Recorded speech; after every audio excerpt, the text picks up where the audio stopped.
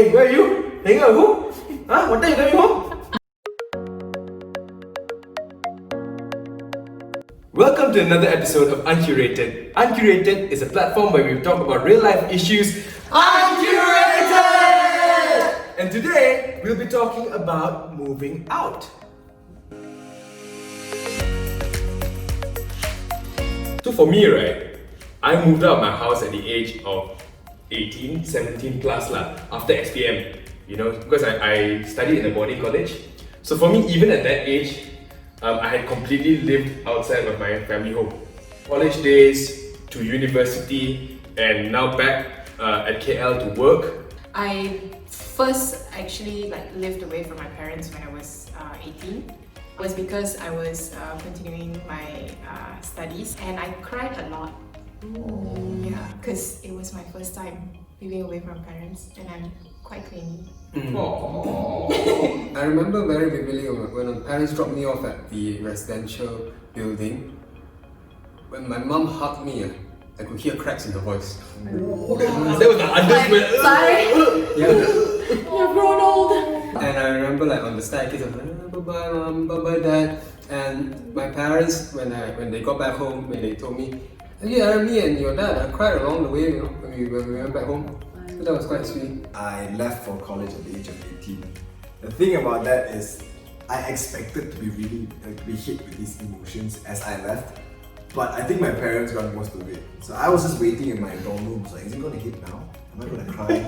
So you're waiting, when do I cry? I was waiting for the waterworks, and then 5 years later, I never cried. I didn't.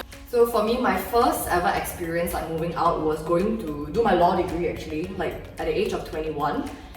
Moving out of my home for the very first time, going to UK, whole different new continent, new life, new chapter, right? Going from college to university.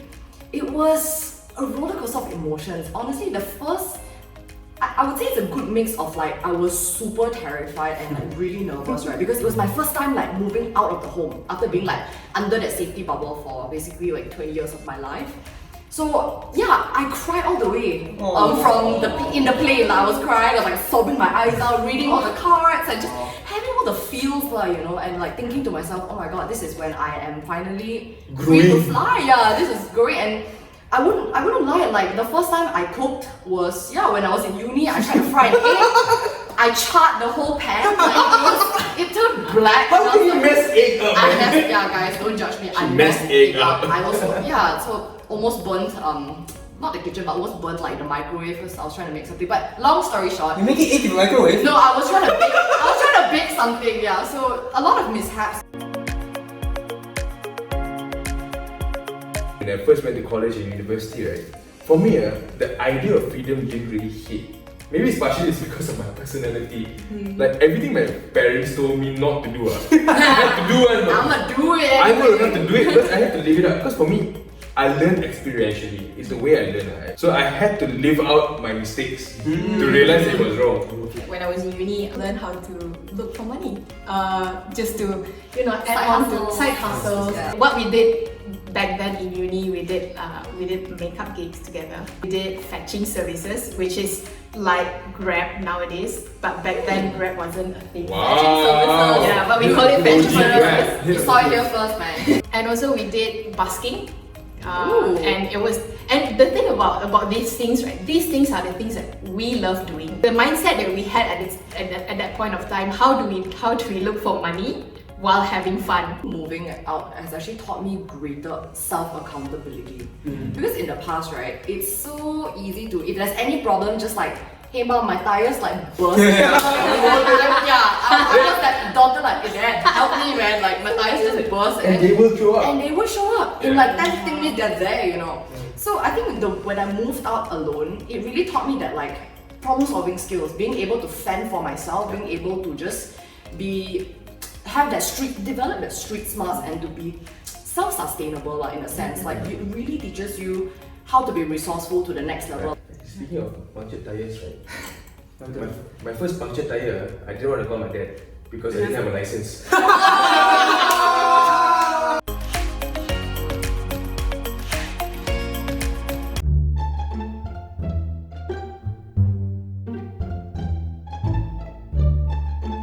Finishing packing, son. Yes, Amma. Following your advice, Amma. Becoming a YouTuber at university.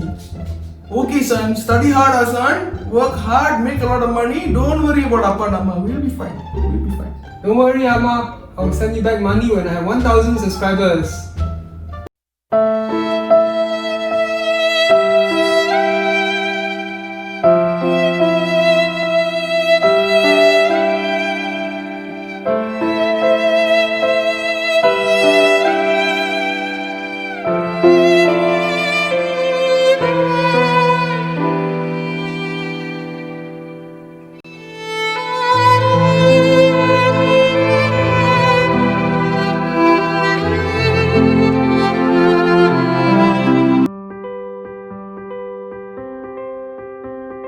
At first, it's more like great freedom. I'm on my own. I can do anything I want. They can't say anything about me anymore. But as time progresses, at this particular point of like adulthood, you do look back at a lot of things. Like how can I serve my parents better in this time?